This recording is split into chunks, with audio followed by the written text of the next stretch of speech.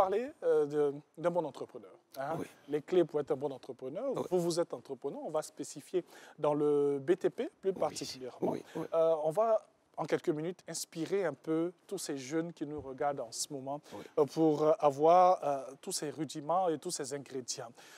Est-ce que, déjà, on peut nous définir c'est quoi un entrepreneur de manière basique?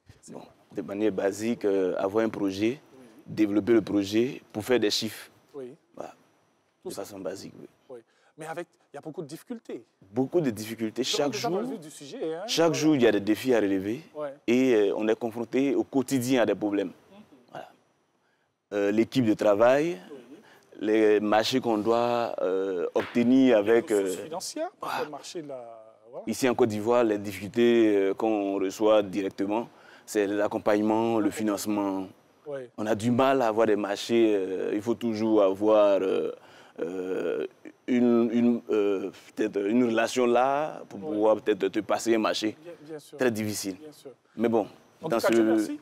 L'État de Côte d'Ivoire, à travers le ministère de la Jeunesse, vraiment avec l'emploi jeune et tout, essaie de mettre les petits plats dans les grands pour permettre à tous ces jeunes-là de pouvoir s'exprimer. Est-ce qu'il y a des critères pour être entrepreneur? Non, je ne dirais pas non. Je dirais non, il n'y a pas de critères. Il faut avoir la passion. De la passion. Il faut être déterminé. Ouais. Il faut pouvoir s'informer, avoir vraiment une bonne culture. Et il faut pouvoir anticiper les coûts et gérer son argent. Oui. Voilà. Avec ces petites clés-là, on peut faire quelque chose de bon en entrepreneuriat. Bien sûr. Je tiens juste à signaler que vous faites partie de ces jeunes qui excellent depuis l'année 2023-2024. Vous avez reçu même un prix qui vous fait meilleur jeune entrepreneur industrie. Vous êtes spécialement dans le domaine du BTP. On va rester dans votre domaine et savoir plus ou moins, vous, comment est-ce que vous commencez, sans pourtant faire des publicités. Oui, d'accord. Comment est-ce que vous commencez, vous, Ivan Ngora? C'est avec beaucoup de passion que j'ai développé mon projet et par la suite, je l'ai mis en exécution avec mes propres moyens. Parce que généralement, on dit qu'on attend les moyens d'un parent ou bien d'un financier pour pouvoir commencer. J'ai eu de la passion pour mon domaine d'activité et je l'ai développé depuis la maison. Et par la suite, c'est devenu quelque chose de correct avec aujourd'hui 15 employés. Vos propres moyens, vous enlevez ces moyens où? Comment ça se passe? On rentre un peu dans le... J'ai travaillé, je dis de façon directe et économiser mon argent. Voilà. Je travaille, j'économise. J'évite les shows, dépenser mon argent n'importe comment. Et au fur et à mesure, avec la détermination, on a pu économiser assez d'argent et puis développer l'entreprise, prendre un local assez... bien joli, je veux dire. Et puis, on est un peu dur aussi avec les collaborateurs pour que le travail soit assez correct. C'est important.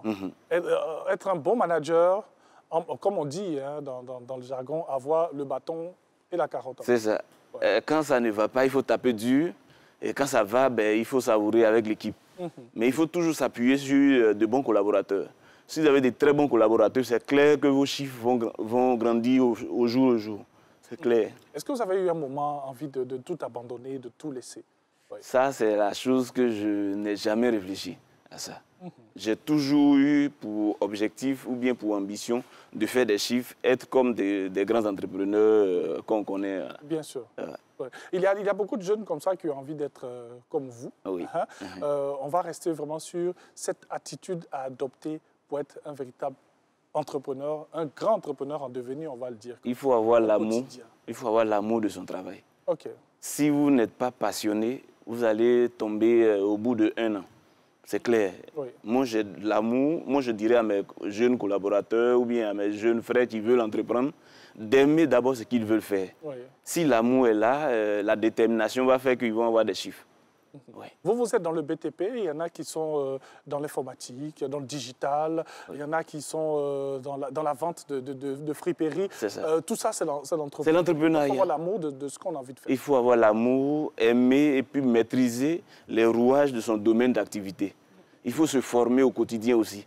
Parce que même si aujourd'hui on a une base, il faut toujours se former, faire des cours en présentiel, à distance. Il faut participer à des colloques pour pouvoir échanger avec d'autres entrepreneurs, pour accueillir aussi leur expérience. Et vous, dans le domaine du BTP, vous avez eu à vous former, vous avez rencontré des gens? Oui. Bon, on ne fera pas de publicité, mais j'ai fait des formations en ligne, des formations présentielles, rencontré des collaborateurs, j'ai des collègues qui sont dans le même domaine que moi, partager des expériences, des confrères, je veux dire. Et puis, au fur et à mesure, on acquiert encore plus d'expérience. Oui. Quelles sont les erreurs à ne pas commettre? Ce sera notre dernier chapitre avant de tout. Oui, les erreurs, moi je dirais ne pas se croire déjà le grand boss, avoir la tête sur les épaules et puis gérer son quotidien comme quelqu'un qui a la vision... avoir une vision. La vision assez, voilà. Ne pas être dispersé dans ce qu'on fait. Moi je suis toujours rangé. Bien sûr. Je suis toujours rangé, à un moment donné, c'est ce qu'il faut faire comme un bon entrepreneur pour pouvoir atteindre ses objectifs.